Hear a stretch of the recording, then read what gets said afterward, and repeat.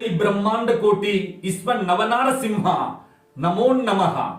ఉగ్రం వీరం మహావిష్ణుం.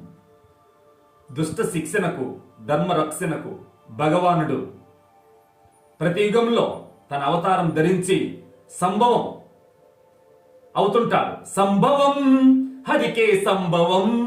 ధర్మానికి నీవే రాముడై, న్యాయానికి నీవే కృష్ణుడై.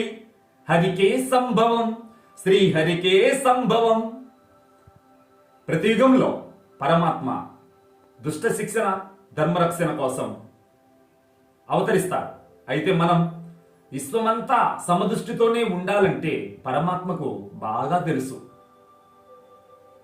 సమత్వం మానసికమే తప్ప భౌతికంలో కుదరదు. గురువు ఎంట ఏనుగుబడింది. శిష్యులందరుండి గురుదేవా పరిగెత్తు అంటే గజం మిద్దెరానడు.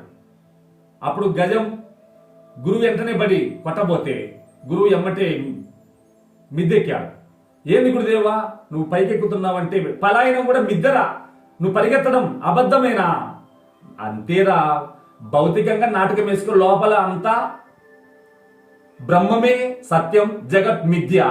జై గురుదేవ.